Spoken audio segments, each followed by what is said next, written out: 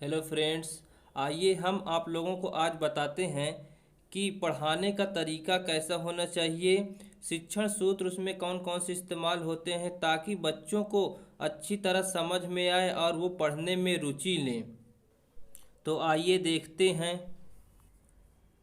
Maxim's of teaching, शिक्षण सूत्र। अर्थ एवं परिभाषा। मीनिंग एवं and definition of Maxim's of teaching.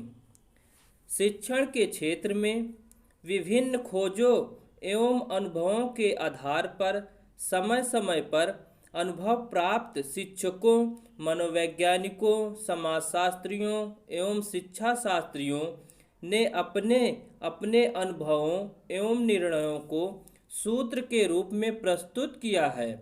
इन्हीं सूत्र रूप में दिए गए अनुभवों, निर्णयों एवं खोजों को शिक्षण सूत्र कहा जाता है। ये सूत्र उस मार्ग की ओर संकेत करते हैं जिस पे चलकर शिक्षण अधिगम प्रक्रिया अधिक प्रभावशाली एवं वैज्ञानिक बन जाती है।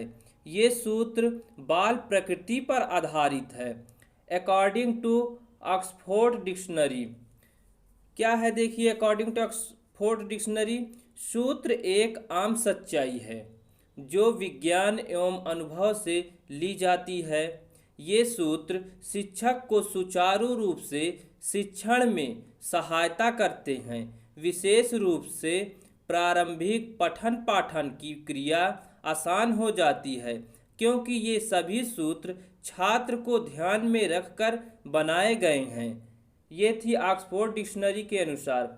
फिर देखिए अकॉर्डिंग टू रेमंड्स के अनुसार क्या है, शिक्षण सूत्र पथ प्रदर्शन करते हैं जिसमें सिद्धांत से व्यवहार में सहायता के लिए अपेक्षा की जाती है। अब आइए सब मेन मैक्सिम्स ऑफ टीचिंग, शिक्षण सूत्र के कुछ महत्वपूर्ण बिंदु देखिए क्या क्या हैं। कुछ शिक्षण सूत्र जो सार्वभौमिक रूप से स्वीकृत, विश्वसनीय एवं उपयोगी माने जाते हैं। इसका वर्णन निम्नलिखित प्रकार से है। फर्स्ट है सरल से जटिल की ओर, यानी सिंपल टू कॉम्प्लेक्स। नेक्स्ट है ज्ञात से अज्ञात की ओर, from known to unknown. Next स्थूल से सूक्ष्म की ओर, from concrete to abstract. Next पूर्ण से अंश की ओर, from whole to parts. Next अनिश्चित से निश्चित की ओर, फ्रॉम इनडिफिनिट टू डिफिनिट। और इसे कह सकते हैं सीन टू अनसीन, यानी कि पहले सीन वाला बताइए उसके बाद अनसीन वाला बताइए। फिर नेक्स्ट है प्रत्यक्ष से अप्रत्यक्ष की ओर, from direct to indirect. Next विशिष्ट से सामान्य की ओर, फ्रॉम पर्टिकुलर टू जनरल।